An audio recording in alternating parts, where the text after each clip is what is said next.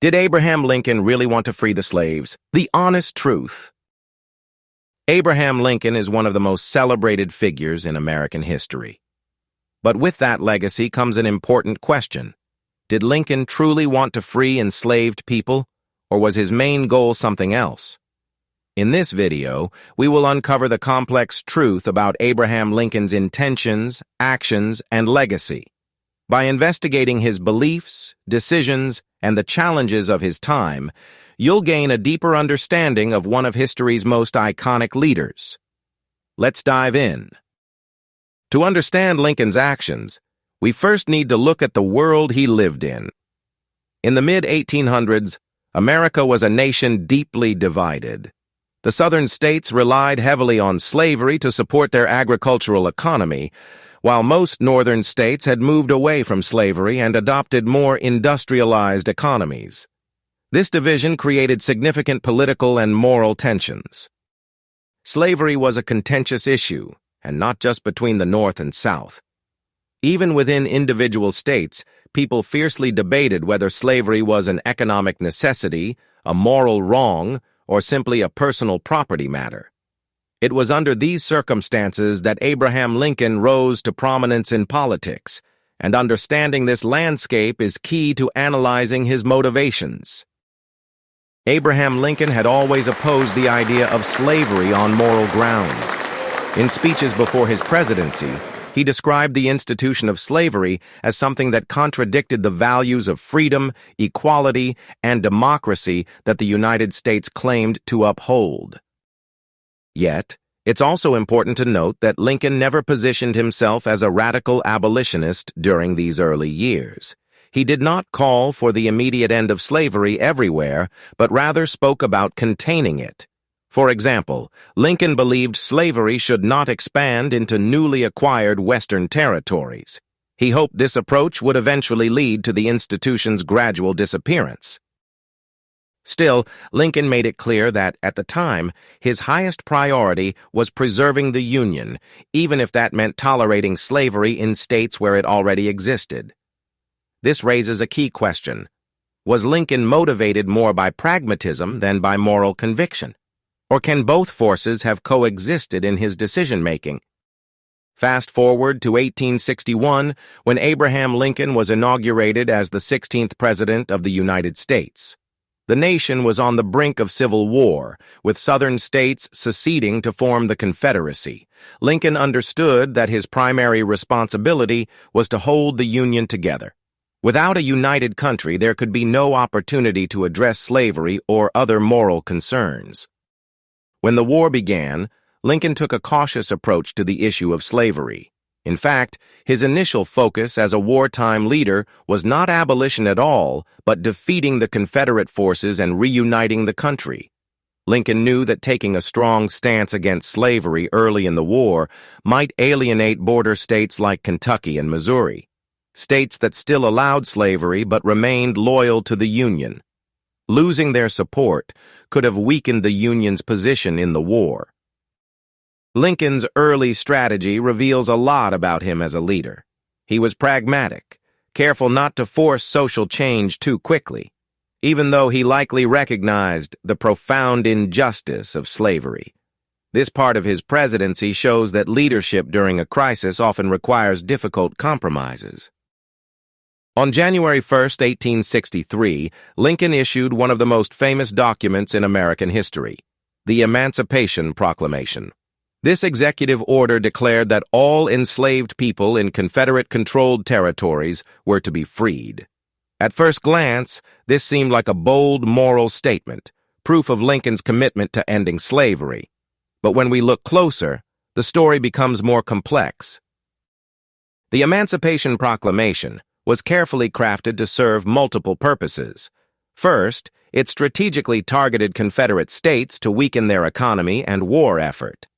By freeing enslaved people in the South, Lincoln disrupted the labor system that supported the Confederate military and agriculture.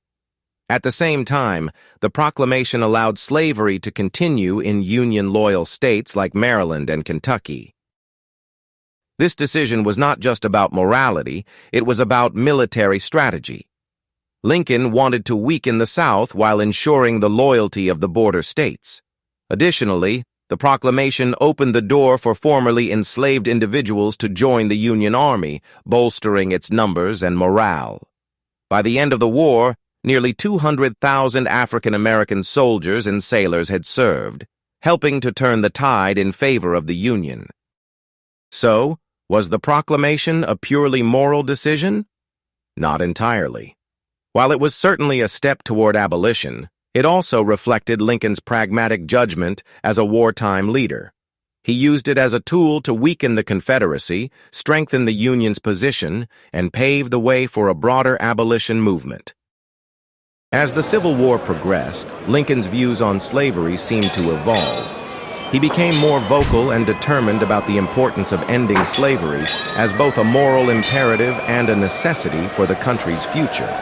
His famous Gettysburg Address in 1863 reflected this shift, emphasizing the ideals of equality and a new birth of freedom for the nation.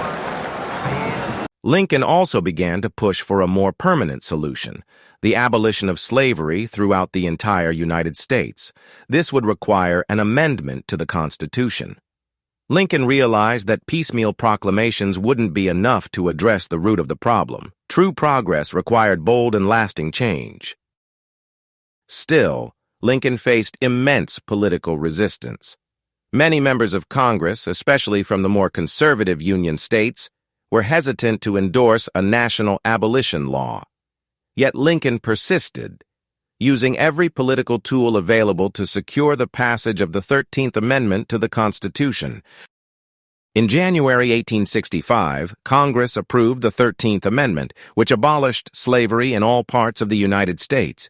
This was a landmark moment in American history, and Lincoln played a central role in making it possible.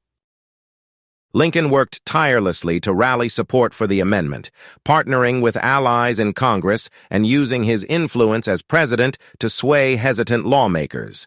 Sadly, he would not live to see its full ratification. Just a few weeks after the Civil War ended in April 1865, Lincoln was assassinated. The passage of the 13th Amendment is often seen as the culmination of Lincoln's work as both a wartime leader and a moral advocate for justice. But it also highlights an important truth. Historical change is often slow, full of compromises, and driven by both principle and practicality. Today, historians continue to debate Lincoln's motivations. Was he truly committed to abolition from the start, or did he focus on slavery only when it became necessary to win the war? The answer may lie somewhere in between. Lincoln's actions suggest a man who balanced his moral beliefs with the realities of his time. He understood that achieving progress required strategic thinking, patience, and sometimes compromise. On one hand, Lincoln clearly abhorred the institution of slavery. His insistence on passing the 13th Amendment and ending slavery shows that he cared deeply about the future of equality in America. On the other hand, he often prioritized political unity and pragmatic solutions over immediate action.